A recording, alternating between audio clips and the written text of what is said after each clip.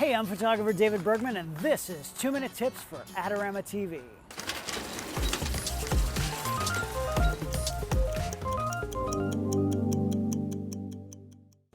Today, I'm going to talk about balancing your foreground and background when shooting with flash outdoors. Sometimes you might find yourself shooting outdoors in bad light. Maybe you've just started to play around with taking the flash off of your camera and want to use it outside.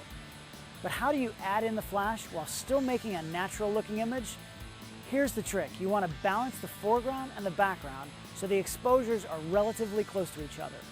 If your foreground is really bright and your background is dark, then it'll look like an unnatural flash lit photo. And of course, if the background is too bright and your subject is too dark, well, you can see how that looks. Here's the thing.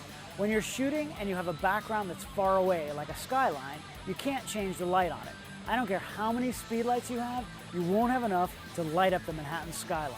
But you can change your camera settings to make the background brighter or darker. So in this case, the background takes priority and you want to set your camera's exposure for that. Now that you're locked in on the background exposure, you can add in light to your subject in the foreground.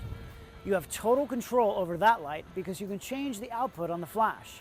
There are a lot of ways to do it depending on what kind of flash you're using. I prefer to shoot manual for consistency, but with a Speedlite, you can also shoot on TTL mode and use exposure compensation to dial it up or down as necessary. Lastly, if you can get your subject in the shade so that no sunlight is hitting them, then it gives you a lot more control since the only light hitting her is coming from the strobe. And if you underexpose the background just a little bit, it'll give you a deeper, more saturated color and make for a cool image. So remember, in an outdoor flash situation where you can't light what's behind your subject, set your camera exposure for the background. Then add your light in on your subject and adjust to taste.